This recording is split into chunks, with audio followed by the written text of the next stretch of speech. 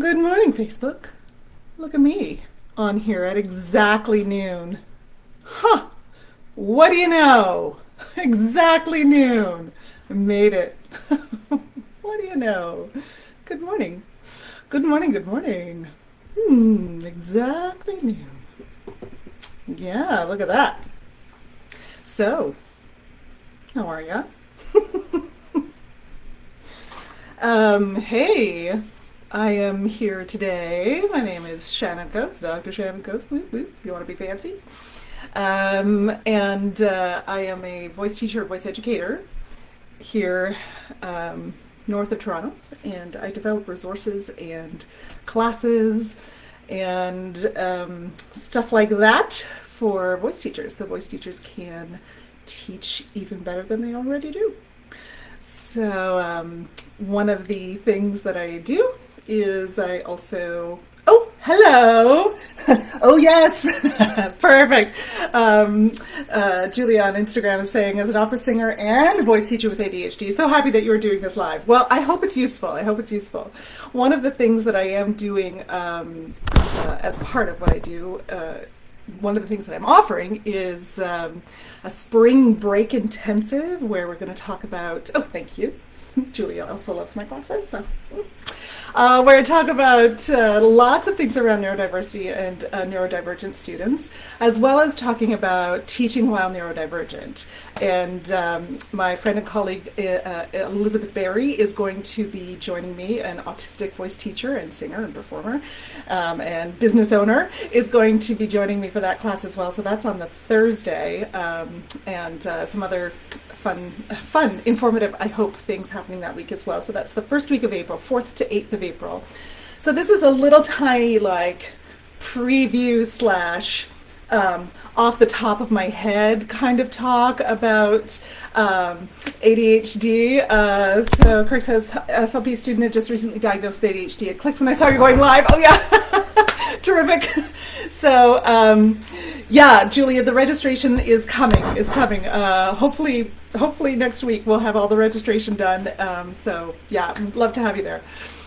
So yeah, we'll be talking about ADHD in the voice studio, autism in the voice studio. We're talking about inclusive voice studios, and often, inclusivity through the lens of neurodivergence and neurodiversity, but also all of the cross sections and the intersections that happen when we talk about when we are conscious of creating inclusive voice studios around neurodivergence and neurodiversity. Then we also create, we also support then gender diversity. We also support so many other things when we do that. So yeah, so it's going to be a terrific week. I'm really looking forward to it. Like I said, registration's coming soon. So today is just a little, snippet of and an off the cuff conversation about sort of my personal experience as a voice teacher and as a person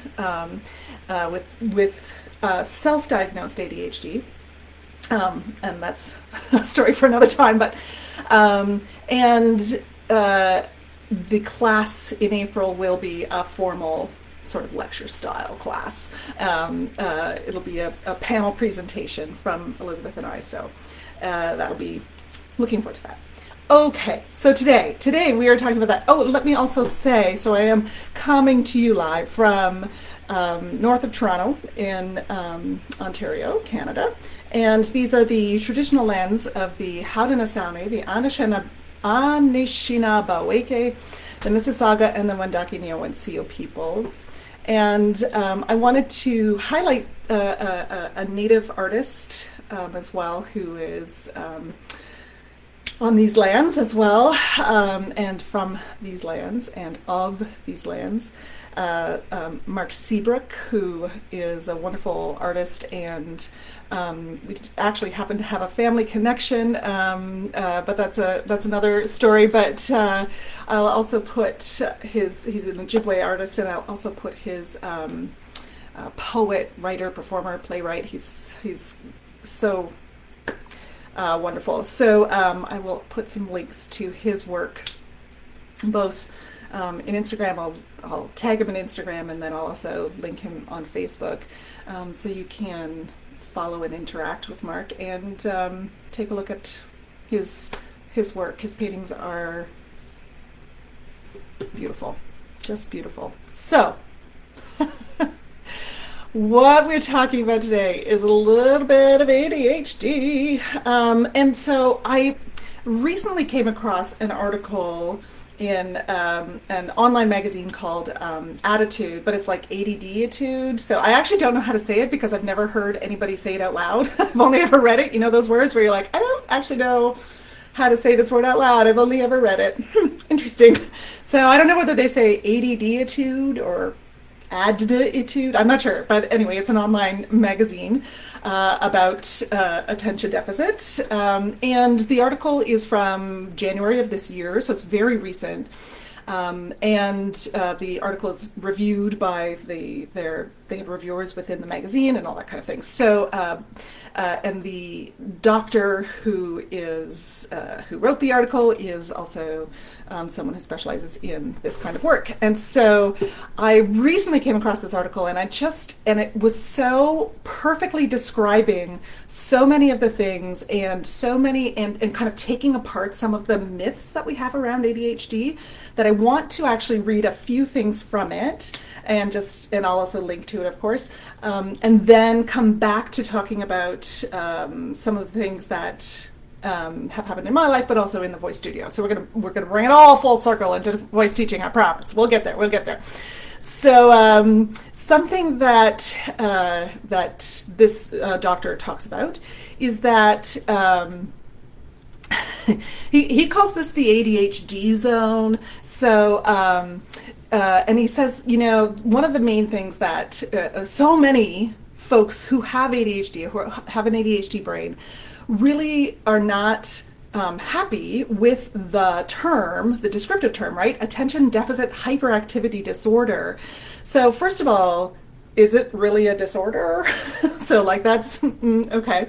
And is it actually an attention deficit? So in many cases, as folks who have ADHD will likely know about themselves, is that when I start to do a thing, if I start to do the thing, and if I'm interested in the thing, and if I have some urgency behind it, I will get it done, and I'll do it well, right? Like, it's not that I have a deficit of attention, right? It doesn't feel like a deficit. It feels like something else is going on there. And then, as well, that hyperactivity word.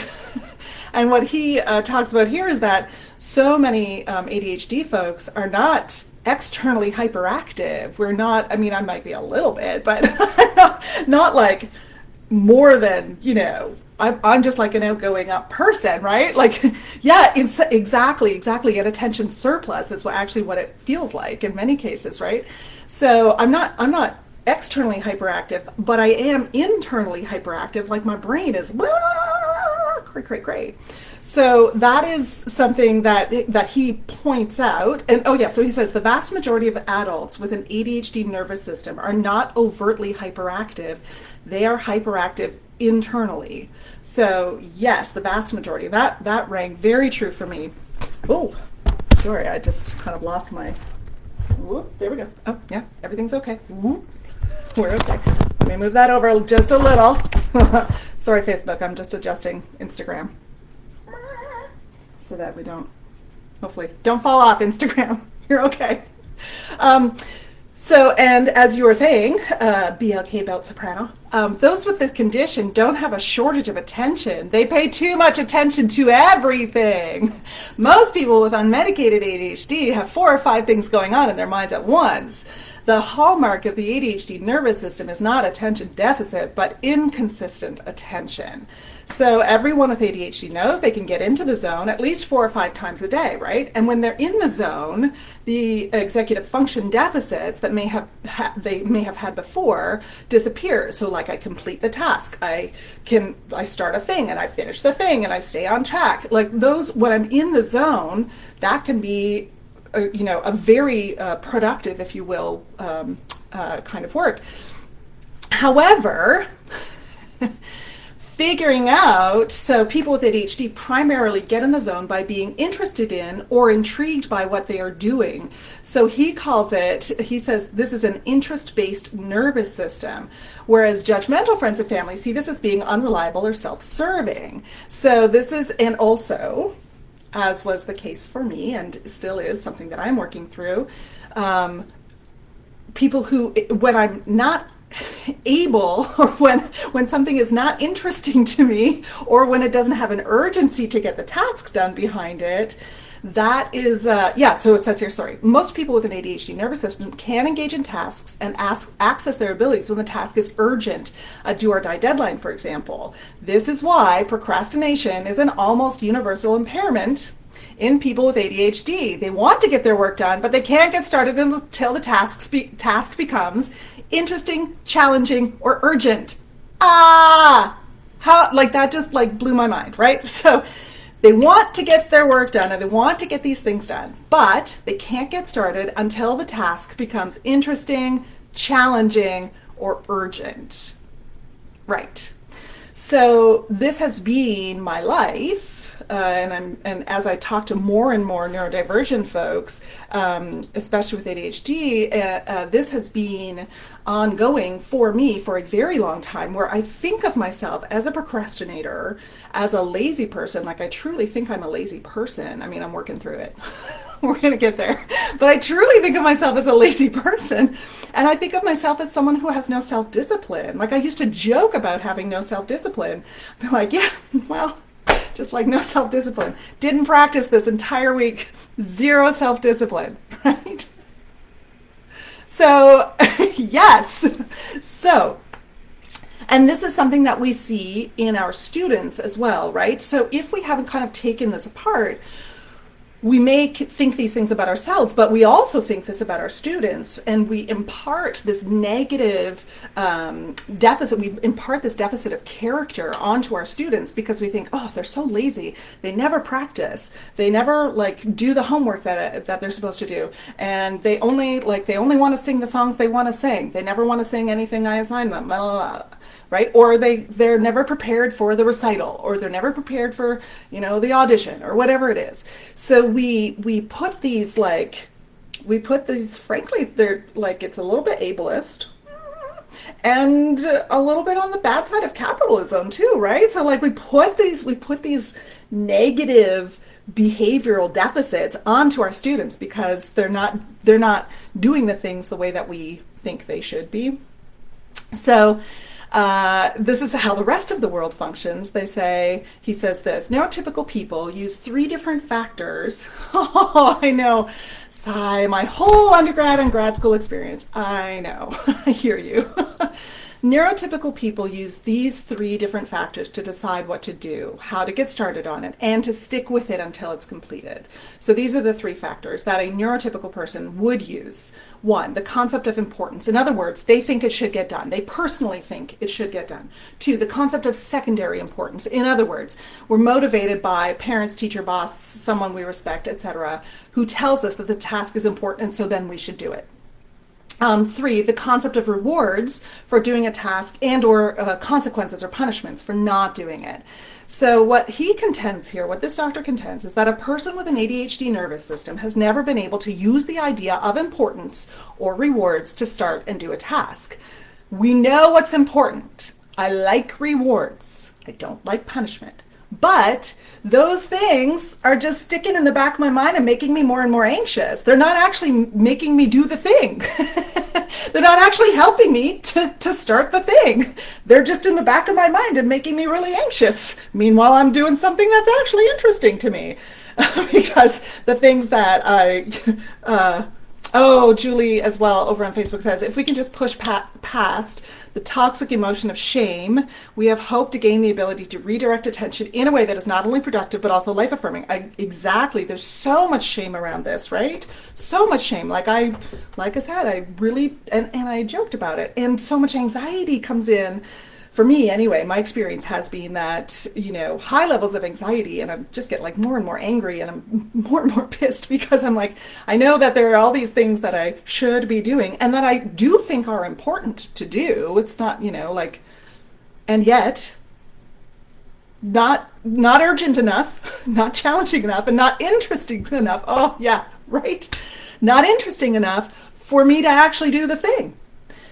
So the inability to use importance and rewards to get motivated has a lifelong impact on the lives of individuals with ADHD. How can those with an ADHD diagnosis choose between multiple options if they can't use the concepts of importance and rewards to motivate them? Right? Yes. So this is a beautiful one, Julia, that I'll say it now. I was going to talk about it a little bit later, but I'll just say it now. The concept of body doubling. A lot of people in ADHD and my students really are helped by having an accountability or practice buddy at home, like a sibling or a parent. Yes, so I'll talk a little bit more about that. That's something that I have always actually implemented in my life. Before I knew what it was, right? And then when I figured out what it was, I was like, oh, look at me. I'm amazing. And then Emily says, yes, I'm getting anxious and doing what I like. Yeah, I'm getting anxious and doing what I like, or paralysis because so overwhelmed by the to-do list. Yeah, and you're like, I'm never going to be able to do any of these things. I can never decide. So this is something that, so he talks a little, again, I'll put this article up, but he says also, people with ADHD do not flourish in the standard job that pays people to work on what someone else, i.e. the boss, thinks is important. Well, that's a shock, because someone else thinks it's important. That is not enough to motivate me to do the thing. So the vast majority of people who I work with and who are likely watching right now are independent voice teachers. Guess what? There's probably a reason that you're an independent voice teacher, because you're like, yeah, this it's working for the boss thing. It's not working for me. Let me just see here. Yes, and so he talks about people within the ADHD nervous system know that if they get engaged with a task, they can do it. Yes, clearly I can do the things. I somehow I have a doctorate, not somehow, I worked hard on it, but clearly I can do the things, but I had a lot of things in place to do those things that I didn't realize were coping mechanisms. I just thought that I had to do, not coping, we're supporting myself in my own learning, and I thought I had to put those things in place because I was like fundamentally flawed as a person, right? I have no self-discipline. I'm so lazy. I'm such a procrastinator. I have to put all these other things in place. No one else seems to have to do this in order to get the shit done, right? So something that, so here's something that is a beautiful idea, is to write your own rules. So he talks about this. The ADHD owner's manual has to be based on current successes. How do you get in the zone now? Not what motivates other people, or not like what isn't your neurotypical friend doing. Under what circumstances do you succeed and thrive in your current life? So rather than focus on where you fall short, start to identify how you get into the zone and function. So he suggests that my parents carry around a notepad or a tape recorder for a month to write down and explain how they get in the zone. So you start to write down, okay, am I doing this thing right now because I'm intrigued by it? It's interesting. And so what specifically about it is interesting or intriguing, right? I love starting to learn new music. I love it. I'll start new music any old time of the day or night, right? Like I will love it. Will I stick with it? No, but I got to figure out what's the thing in that music that's going to keep me intrigued so that I continue to go back to that music and learn it. And then, is it because they feel competitive? So what is the opponent or the situation that brings up the competitiveness that gets me motivated to do the thing? Or, and what are the things that I'm putting in place subconsciously that are helping me to do the thing? And he says at the end of the month, most people have compiled 50 or 60 different techniques that they know work for them. And then when they're called upon to perform or be engaged, and then they understand for themselves, oh, these are the strategies. And then you can start to put those intentionally into your life. So some of the things that once I started to understand that this is likely what was happening in my brain, I started to, I did a lot of on the forums and, looking at different, magazines and reading stuff and all that stuff and following accounts, right, of people, of neurodivergent people, and understanding other people's experiences and being like, oh gosh, I'm not alone. Huh, that's interesting. I started to recognize some of the things that I was already doing and some of the things that I was doing for my students that I felt were really useful for my students. And then I was like, oh, and really useful for the students who may be ADHD as well. So one of the things that for me personally, I have felt that I wasn't in control of my life and I couldn't schedule and I didn't have good admin and I wasn't disciplined since I was a kid. So I've had a day timer literally since I was 10 years old. Like I was the kid in like public school carrying around a day timer and I just like wrote everything down. So I still have a day timer, but here's the thing. I am intrigued by new systems all the time, right? So I'm intrigued by new systems. So something that I would find the newest, most up-to-date, newest time management system, and then I'd be all in, fully focused, do the thing, and it'd be awesome for like a month, 6 weeks, maybe 3 months. And then I want to do the next thing, and then I'm moving on to the next thing. So for me, rather than being mad at myself for never being able to stick to a thing, I said, okay, you know what? I am intrigued and I love and so interested in new systems and how people are making their, getting themselves to work and I love writing out all the new stuff in a new system and figuring out the new system. I love that so much. So, you know what? That's okay. I'm going to do that. I'm just going to embrace that and understand that the interesting part is the thing that's actually going to keep me using a system, right? So whether you need to use a system or not, I'm just saying if you want to use a system, but you're mad at yourself for continually throwing it away for the next system, maybe lean into that and say, hey, I'm super interested to get to this next system. So I'm going to finish out this system. I've got a system that I'm finishing out right now, honestly, that I started in January.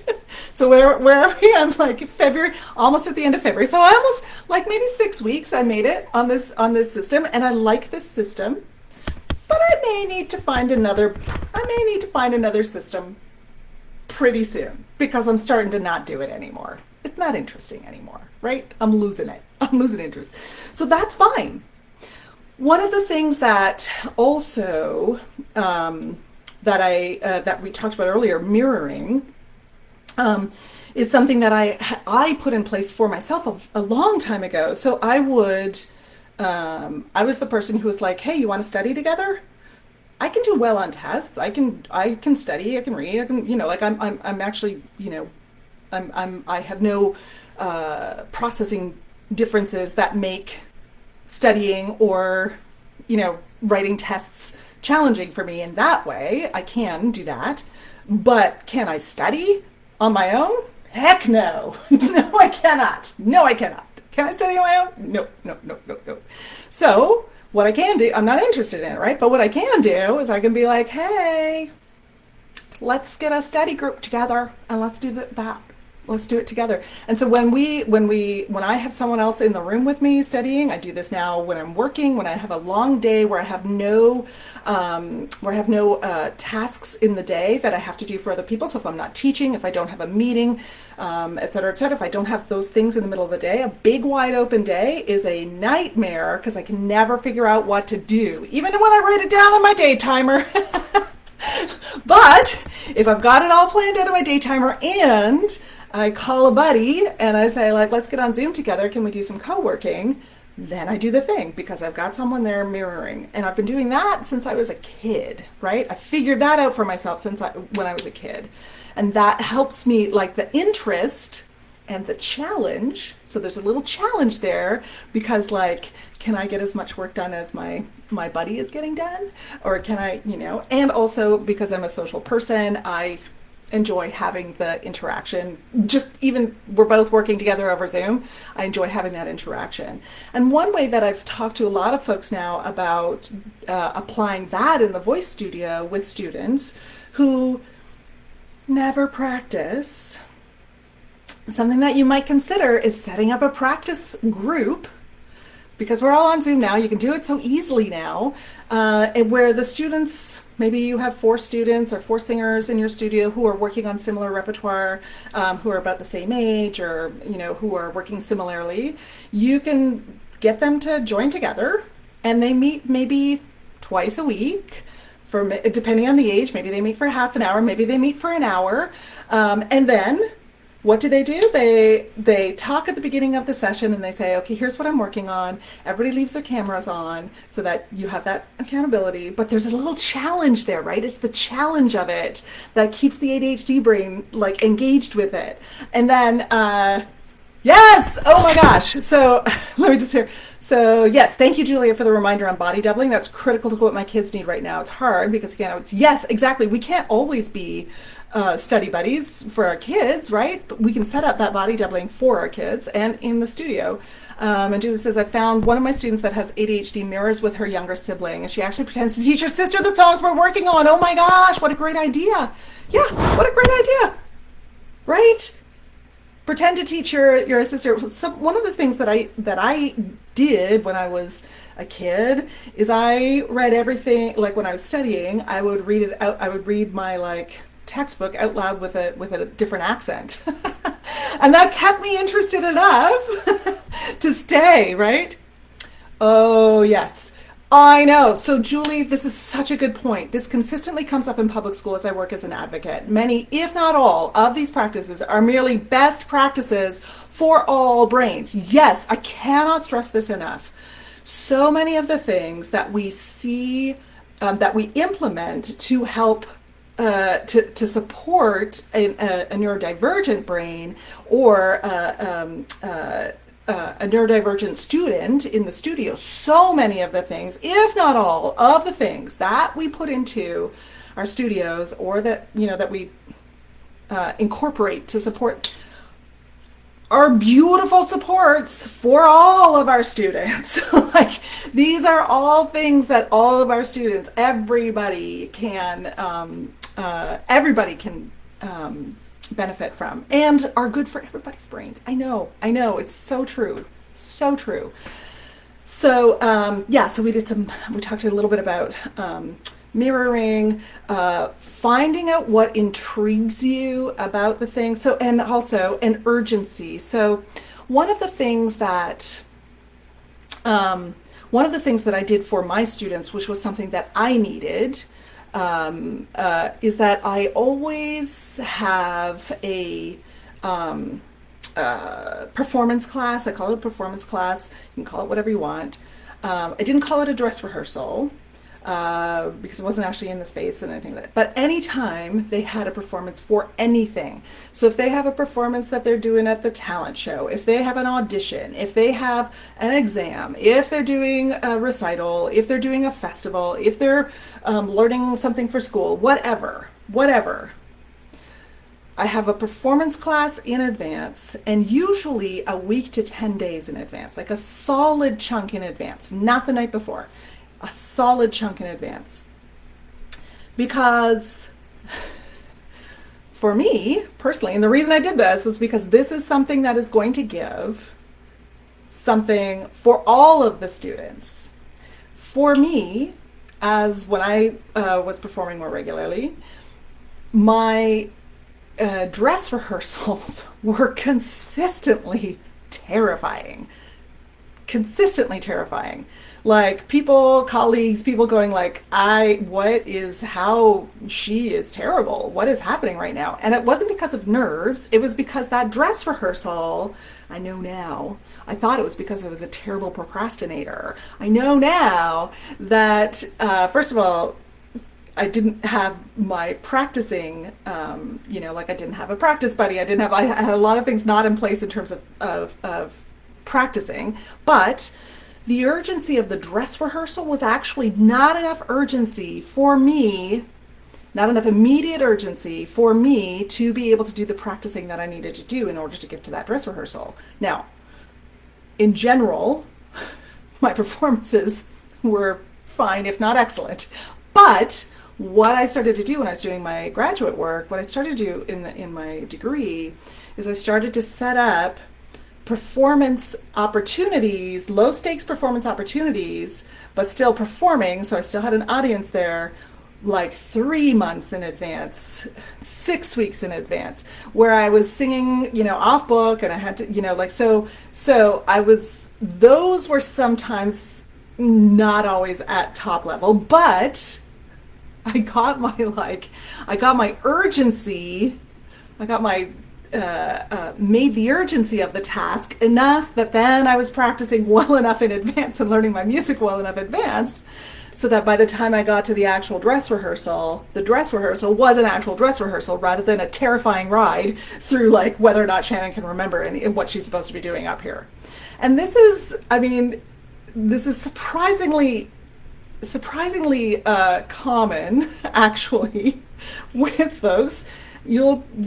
I'm sure you know someone, or maybe you are someone whose dress rehearsals, if you're performing, whose dress rehearsals are terrifying for everybody else in the cast, or for your pianist if you're doing a recital or whatever. The dress rehearsal is terrifying, and especially when we're talking about something that doesn't have a consistent lead up time, like an opera or a musical or whatever, where your rehearsal, you have a chunk of rehearsal in advance, but something like a recital, for example, or where you're singing with a choir, or something along those lines, where you might only have 2 times with in a dress rehearsal or rehearsal kind of mode, and the rest of the time you're kind of on your own preparing, right? So especially in that kind of situation, yes, I know lots of professionals where the dress rehearsal is terrifying.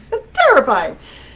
Usually the performances are fine. But what I decided to do for my students, and something that was very useful for my students, is to set up a performance class well in advance of any performances. So then that performance class, and some students come into the performance class ready to, they could do, it could be a performance, right? Some come in that way, and some come in very, very poorly prepared. And I'm like, I hear you, I feel you. It's going to be okay, because now you're terrified, and the urgency is there, and you're going to work on it. So that you really need to do the thing. And so maybe terror isn't a good way to motivate. I'm not sure, but the urgency can be a good way to motivate. So that deadline is just finding where that deadline and how to create a deadline. Deadline sounds horrible, but anyway. Some of the other things that you can do, like mirroring, as we were talking about, some of the other things that you can do is creating a well, you know what? Actually, I may not give any more thoughts on this, because what I am hoping to do with this, just today, is to have that little bit of yes, yeah, now the urgency is there. Yeah, exactly. So, and I think too, part of with that creating that urgency for ourselves is that just knowing that this is going to bump up the importance in my own brain. I just thought I was cheating, right? I just thought I was I had to put all of these things, I had to do all of these things because I have terrible self-discipline. And so I have to do these things because I'm such a cheater. I have to cheat, I just thought I was cheating. But now, and in the last little while, and as I look back, I'm like, okay, so it's not actually cheating if your brain doesn't fit into a neurotypical definition of how to do the thing, right? That, when you find how to do the thing, it's not cheating, it's supporting your brain. It's supporting the way that you work. That's not cheating. So the urgency factor, you're allowed to create an urgency factor. You just create it. And also, yes, exactly. It's totally okay for students to move. And so adults with ADHD tend to not necessarily have carried that activity into adulthood. In general, we tend not to, but children often have that like external hyperactivity. So yeah, exactly. Movement in the studio, movement while you're singing is not a bad thing, right? Lean into it. That's a good thing. It's not a bad thing. Hyperactivity, not necessarily a bad thing. So, what was I going to say?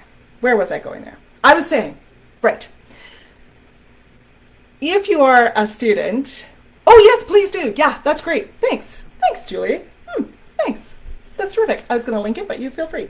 I appreciate that. If you, as a voice teacher, are perceiving students as being procrastinators or lazy or having no discipline, if that is your perception of the students or of a student, or any students that you're working with, let me encourage you to find some alternative ways to motivate. Let me encourage you to find some different ways for students to practice, for example. Something that you can do, I will give one other thing. Something that I hear from teachers quite a bit is like, this student never wants to sing the songs. That like when they're home, all they're doing is like belting, their favorite songs. They never want to sing the songs that I assign them. Okay, so I mean, first of all, maybe figure out whether you can figure out some songs that they actually do want to sing that they're interested in. But secondly, figure out where that interest is coming in, right? What about those songs that they love do they find so interesting? Because that is motivating them to practice, right? Like that's going to motivate them. If you could figure out what is the interest, what's intriguing about that music, what makes them want to sing it, then you can apply it to the other repertoire. So you can take that repertoire and say, like, you love this rep. What about singing the whole thing through now with a tongue trill? What about making this whole song into a vowel exercise? What about creating, what if we figure out all of the intervals in this song and we put like our do, so, do, mi, or what if we just figure out all the major thirds in this song and the perfect fifths in this song, and every time you sing that perfect fifth or that major third, you do your hand signals, right? Do, mi, do, so, like you do your hand signals with it as you're singing the song. What about if we take that song and we make it like as if you were an opera singer? What happens if you sing that whole song just doing just singing it with your straw and water? And then what happens if we take the lyrics of that song and we put it on this other song? Or what happens if we the possibilities are endless. And if you're able to click into the interest, if you're able to click into that part of why the student is singing what they're singing, that will click into the motivation to sing the rep or to do the practicing or whatever. I mean, first of all, you have to decide whether practicing in the traditional way is actually what you want anyway. You can decide that. And then you can get that. If students have a keyboard at home, ask them to practice using discovering their favorite sound on the keyboard. Ask them to do put on a rhythm background, or you can put a rhythm background on YouTube, right? So find all the rhythm backgrounds, and you're going to now sing your scales or whatever it is along with this rhythmic background. The ways to engage singers and young students especially, again, this is for all singers. This isn't just for ADHD brains, but it works particularly well for ADHD brains. But the way to engage is to find that interest and find the way in. What's the thing that's motivating me? What's my why? We always come back to the why. And to not expect folks to have that internal motivation, and to not expect folks to be able to prioritize simply because you've told them that that's what they should do. That's only certain people are able to do that. Also, communication with parents is so important. Running through the songs is not the only way to practice. Exactly. So parents aren't expecting or telling their kid, but you didn't sing your songs this week. Well, yeah. You're allowed to say to parents, hey, in my studio, all singing is good singing, and what I would love to see is if they sing their song, I'm asking them to actually sing their song along with this hilarious rhythmic background, which is going to make the song sound like it's, I don't know, reggae, I don't know. Or I'm asking them to do it along with this like other backing track, whatever. Or I want them to sing the entire song as if they're like a country singer, or I want them to sing the entire song as if they're Santa Claus. I don't know. So like there's, yeah, communication with the parents. Exactly right.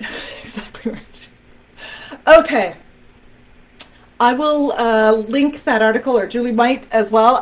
The article will be linked at some point, so you can take a look at it. Very affirming article, and then start to get some, start to figure out some ways that you can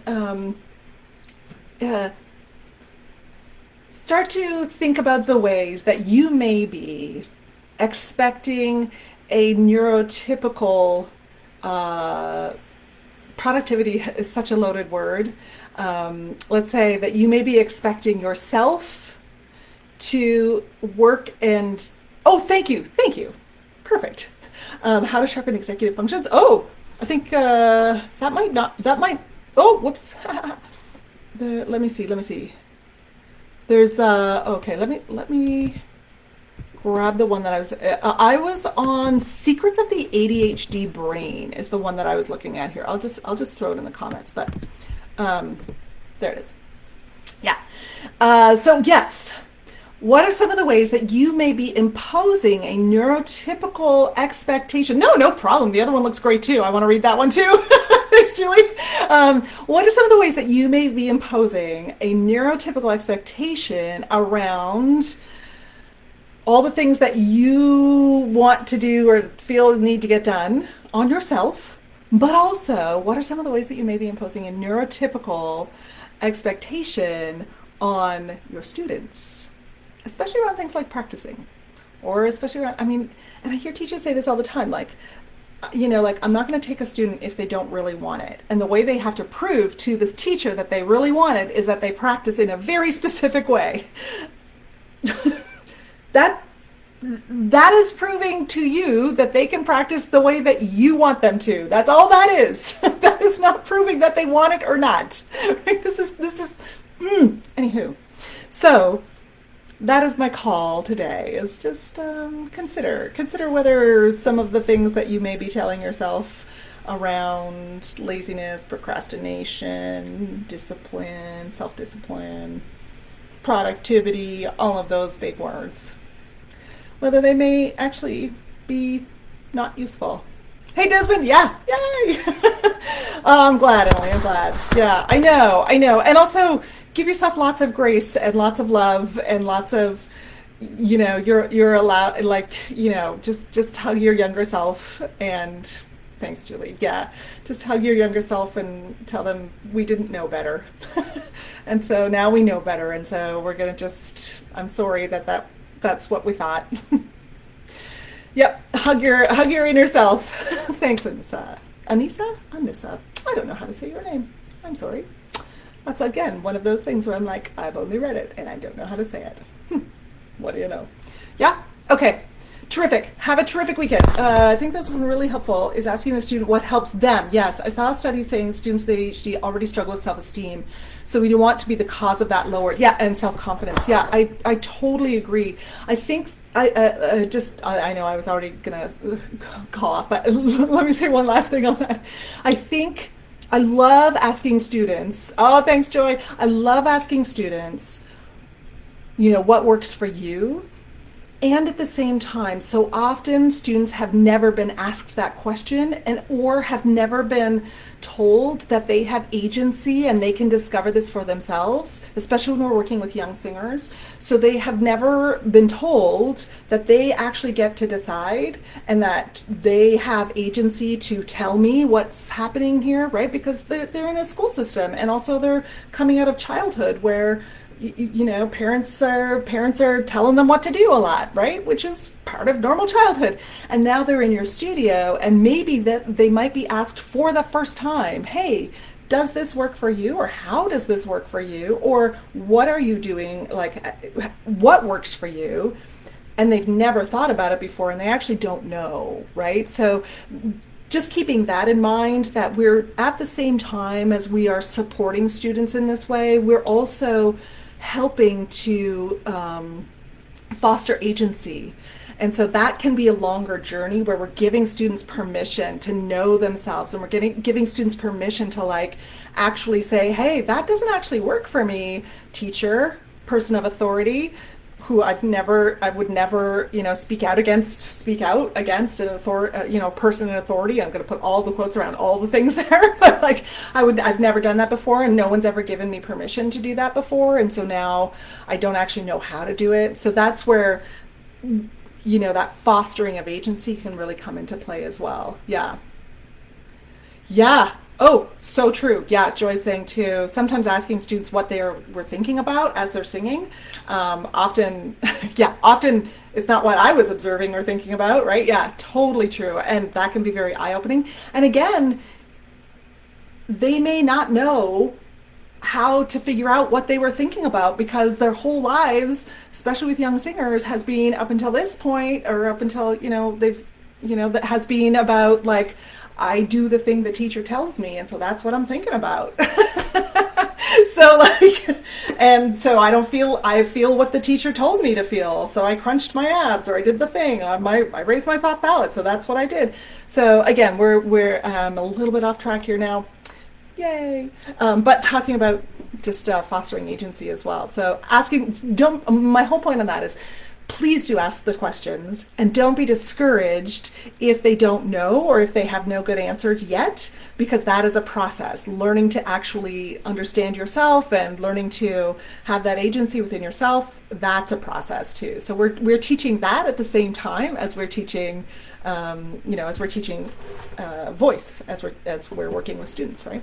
But it's the great pleasure of working one-on-one in so many ways, is that we are able to work in this way, in this very, very student-led, very specific to the person in front of us way, holistic way, if you will. Yeah. Okay, I am going to stop now. Have a great weekend. I'll see you later. Boop. Here we go.